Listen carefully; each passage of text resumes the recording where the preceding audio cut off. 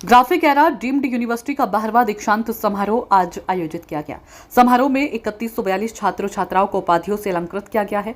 तो वहीं कार्यक्रम में केंद्रीय सड़क परिवहन और राजमार्ग मंत्री नितिन जयराम गडकरी मुख्य अतिथि के तौर पर शिरकत करेंगे। उन्हें मानद उपाधि भी दी गई। विवि के कुलसचिव नरेश शर्मा ने बताया कि समारोह में विवि की ओर से देश में हाईवे निर्माण, विश्व स्तरीय एक्सप्रेसवे निर्माण, पर्यावरण अनुकूल परिवहन, वैकल्पिक ईंधनों और यातायात में डिजिटल इनोवेशन के क्षेत्र में अमूल्य योगदान के लिए केंद्रीय मंत्री नितिन गडकरी को डॉक्टर ऑफ साइंस की मानद उपाधि से अलंकृत किया गया। इसके अलावा समारोह में 46 छात्र छात्राओं को स्वर्ण, 44 को रजत और अलावा 46 छात्र छात्राओं को कांस्य पदक से सम्मानित किया गया। तो वहीं 37 शोधार्थियों को engineering, management, computer application, biotech, microbiology, पर्यावरण विज्ञान, कॉमर्स आदि में पीएचडी की उपाधि दी गई है। इसके साथ ही 798 छात्र छात्राओं को विभिन्न विषयों में पोस्ट ग्रेजुएट और 2307 को ग्रेजुएट की उपाधि दी गई। दीक्षांत समारोह में मुख्यमंत्री पुष्कर सिंह धामी और शिक्षा व स्वास्थ्य मंत्री डॉक्टर धन सिंह रावत समेत विश्वविद्यालय के चांसलर व नीति आयोग के सदस्य doctor V K Saraswat, Graphic Era Group of Institutions के संस्थापक अध्यक्ष डॉक्टर कमल घनशाला, कुलपति डॉक्टर नरपिंदर सिंह भी समारोह में शामिल हुए। सूरज निकलता है, नष्ट तो होता ही। Nobody is perfect and no one can claim that he is perfect. उत्तम, अधिक उत्तम, सर्वोत्तम up to infinity. You cannot catch your own image. आप जितने जोर से दौड़ोगे तो प्रतिमा भी जोर से दौड़ती है, वो कभी मिलती नहीं अपने आप में। वैसे हमारे बीच में कोई पूर्णांक नहीं है, हम सब अपूर्णांक हैं। सीखते रहना चाहिए। और मेरे अनुभव से मैं आपको बताता हूँ कि मैं जब मुंबई में था, बाद में दिल्ली आया, तो अलग अलग सेलिब्रिटीज, फिल्म एक्टर्स, उद्योगपति, बड़े बड़े नेताओं से, खूब लोगों से मिलने का मुझे मौका मिला। मैं उनका मित्र बना। तो मैंने एक बार देखा कि मैं समझ रहा था कि खूब बड़े बड़े व्यक्ति थे, इनका नाम बहुत बड़ा था। मैं जब उनके नजदीक गया तब मुझे ध्यान में आया कि मैं इनको जितना बड़ा समझ रहा हूं उतना ही बड़े नहीं है। और कभी कभी एक अनपढ़ व्यक्ति के पास, जो सोशली, इकोनॉमिकली, एजुकेशनली बैकवर्ड है, और ऐसे गरीब किसान के परिवार के एक व्यक्ति को, एक महिला को मैं मिला, राजनीतिक काम कर रहा था। उसको मैंने गलती की, बोल दिया कि खड़े हो जाओ, शेड्यूल ट्राइब कम्युनिटी। और बाद में पार्टी में निर्णय हुआ कि ये चुन के नहीं आएंगे, इसके कास्ट के लोग नहीं है, तो मेरी अड़चन हो गई। तो मैंने सबको कहा कि मैंने तो उसको बोल दिया, पर आप बोल दिया तो हम, आप बोलते तो हम देख लेंगे, ठीक है। मैंने बोले नहीं, मत कीजिए। मैंने उसको बुलाया और मैंने कहा आपको टिकट नहीं दे सकते। वो महिला एक ट्राइबल एरिया में हाथ भट्टी, दारू निकालने का काम करती थी। देखो क्या उसका सिग्नल है। और जब मैंने उनको कहा कि आपको मैंने कहा था, कुछ पैसे भी दिए थे, पर आपको टिकट नहीं दे पाऊँ, मैं आपकी क्षमा मांगता हूँ। उसने झट मुझे कहा कि उसमें क्या बड़ी बात है। उसने झट कागज निकाला, इतने पैसे खर्च हुए, इतने पर्स में, ये पैसे आप लो और जो भी उम्मीदवार आप देंगे उसका मैं काम करूँ। टिकट देने के बाद क्या होता है, इसका अनुभव धन सिंह जी को नहीं दिया तो धन सिंह जी को और धामी जी को है, मुझे भी बहुत है। कितने लोग नाराज होते हैं, कुछ लोगों के हाथ समझाने जाते हो, घर से निकालने देंगे, वहां तो बोलने के लिए कोई तैयार नहीं होता।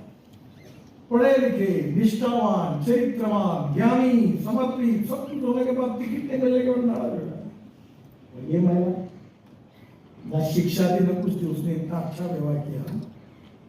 तो मैंने देखा कि जिसको मैं बड़ा समझ रहा था वो उतने बड़े नहीं, और जिनको मैं बहुत छोटा समझ रहा था, अनपढ़ समझ रहा था, वो बहुत बड़े हैं।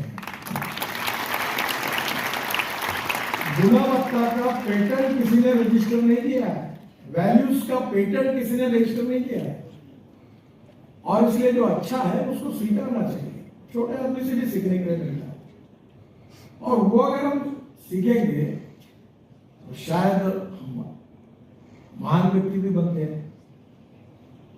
और महानता जो होती है, जो नेल्सन मंडेला जी ने कहा है कि महानता कभी न गिरने में नहीं, बल्कि हर बार गिरकर उठने में है। भ्रष्टाचार को लेकर हमारा बिल्कुल स्पष्ट मत है। हमारी नीति बिल्कुल जीरो टॉलरेंस की है। किसी भी कीमत पर देवभूमि में भ्रष्टाचार स्वीकार नहीं किया जाएगा।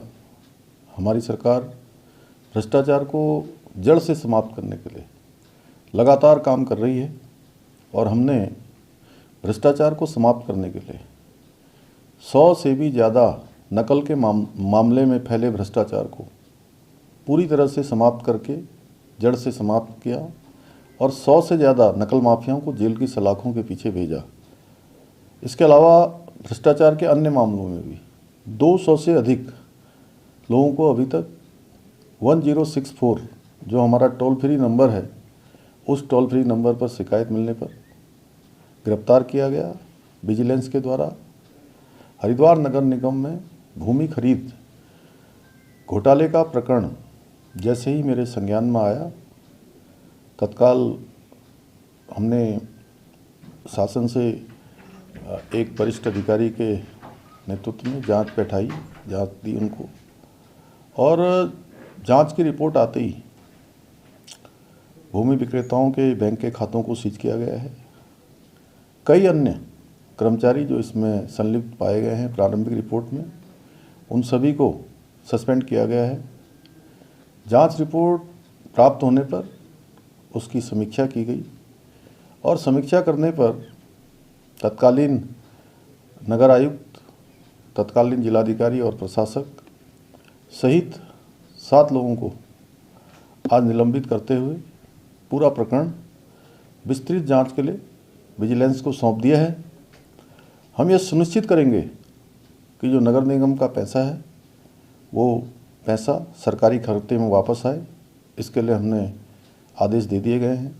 साथ ही नगर निगम के कामों की स्पेशल ऑडिट की जाएगी।